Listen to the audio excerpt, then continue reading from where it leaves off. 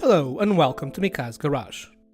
In this episode of the engine rebuild, we are going to adjust the valves and install the ignition system. I hope you are enjoying these videos, and if you want to support us, do click that subscribe button and leave your feedback below. The first thing we're going to do today is to adjust our valves.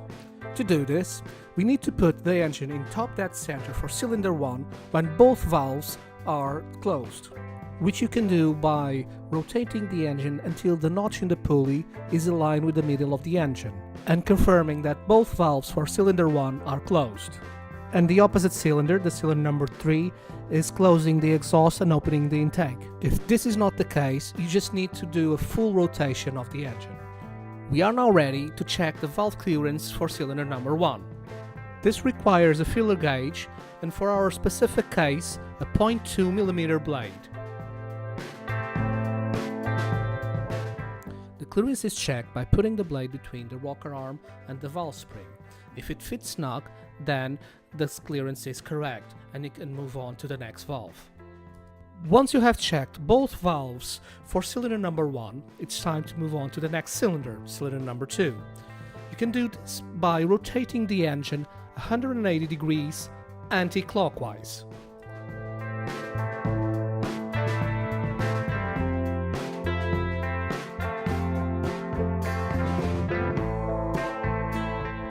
To double check you're in the correct position, you just need to confirm that the cylinder 2 rocker arms are closed, i.e. they move freely, and the opposite cylinder, cylinder number 4, is changing from the exhaust to the intake.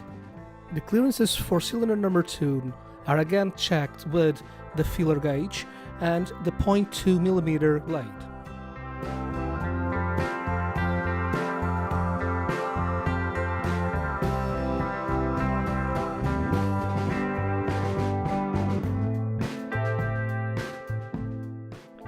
As for our case, both clearances were correct. We moved on to cylinder number 3 by rotating the engine 180 degrees anti-clockwise.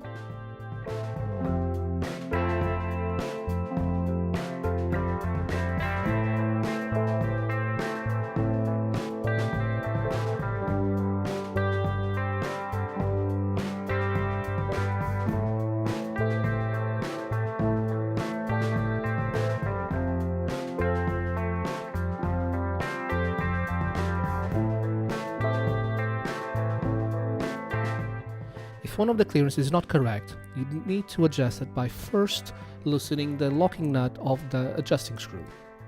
This is done by using a 30mm nut while holding the adjusting screw with a flathead screwdriver.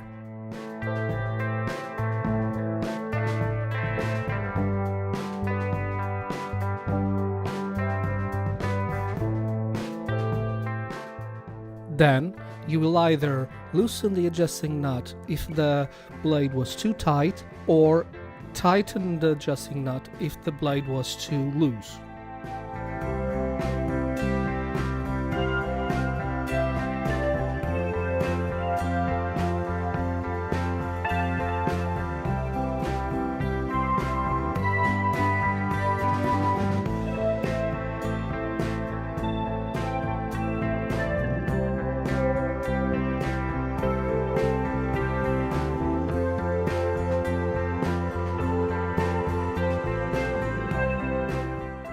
Once the clearance is adjusted correctly, you can then tighten the locking nut again by holding the adjusting screw with the flathead driver and just tightening the nut.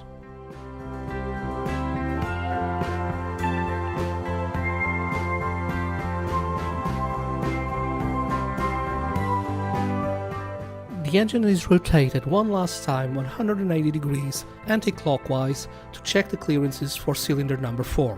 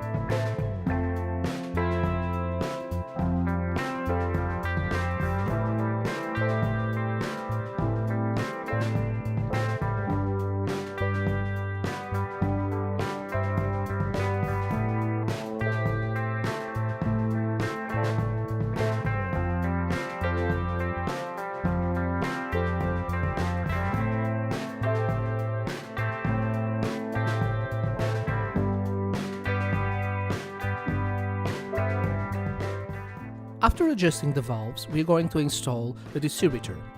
The first step is to verify the breaker point's gap. To do this, you have to rotate the distributor shaft until the highest point of the lobe is pressing the points to the maximum gap. Then you can use your filler gauge 0.4mm blade to check if the gap is correct.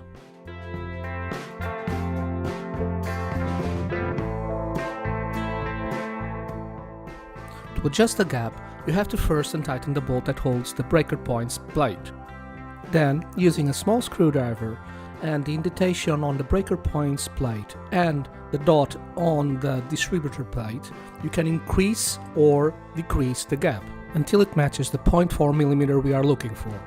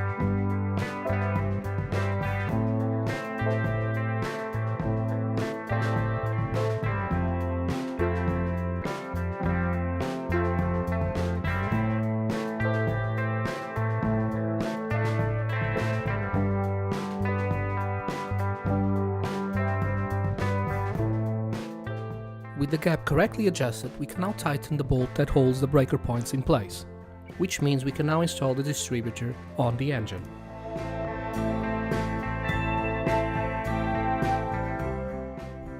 With the clamp in place, we can now prepare the distributor to be installed. This is done by visually aligning the distributor shaft with the distributor drive inside the engine.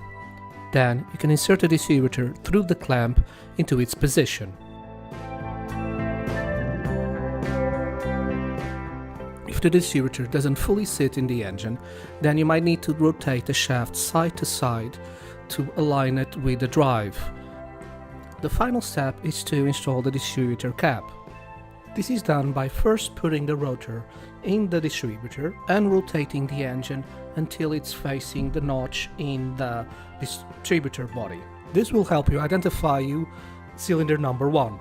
Then take note of where it's facing, as it will allow you to identify wire number 1. You can now put the cap in place, and using the reference of wire 1 and the Beetle standard firing order 1, 4, 3, 2, you can now route the wires to the correct place. Next, we are installing the rocker covers. These normally use a cork-based gasket, which we normally soak in water for 10 minutes so it gets swollen and fits more snug. Once we remove them out of the water, we wipe out the excess water and put a little bit of grease to allow some movement and place them inside of the rocker cup. With the gasket in place, we can now put the cover in the cylinder head and push the clamp up with the aid of a screwdriver.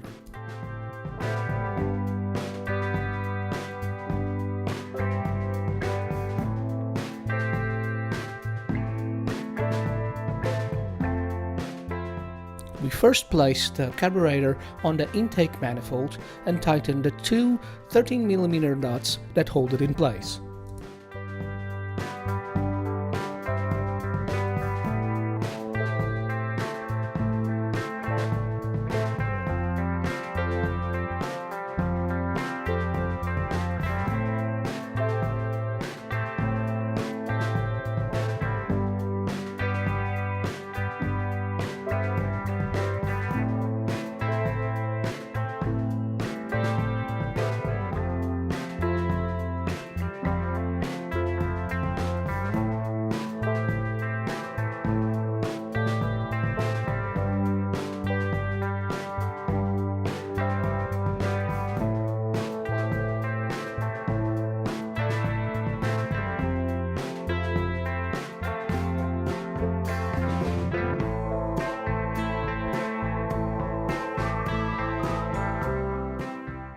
With the carburetor in place, we now connect the fuel hose that goes from the top of the fuel pump to the carburetor. And we tighten the two fuel clamps that hold it in place.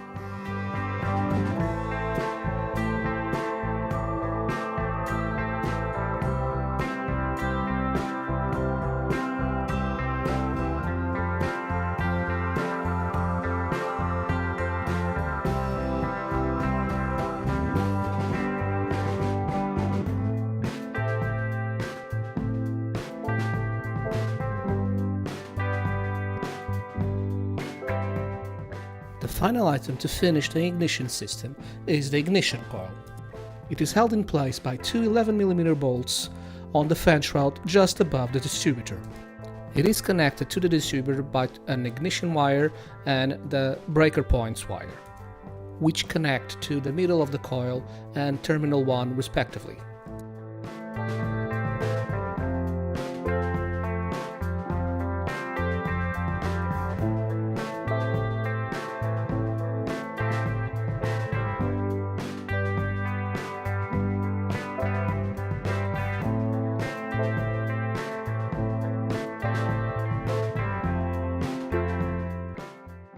The final item we're installing in this video is the Dynamo Belt.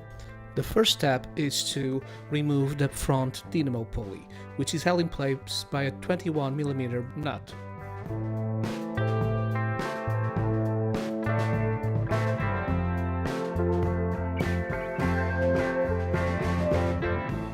You can now place the belt and put the front half of the pulley back on and tighten the nut. With the pulley tightened, you can now check the tension. This is done by pressing the middle of the belt, and you should only be able to press it a finger's width.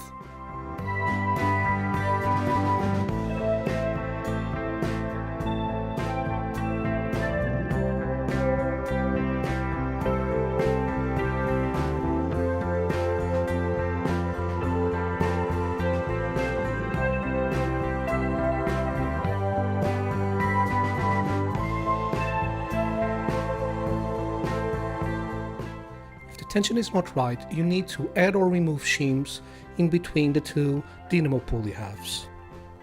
So you will need to add shims to loosen the belt and remove shims to tighten the belt.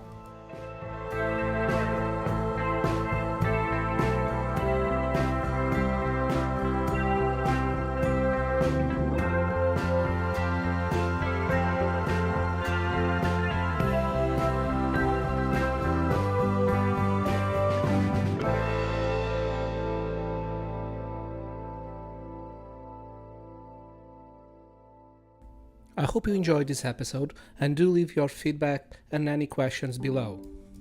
If you want to support us, click that subscribe button and the notification bell. And in the next episode we are going to finally start this engine, so keep tuned in and see you next time!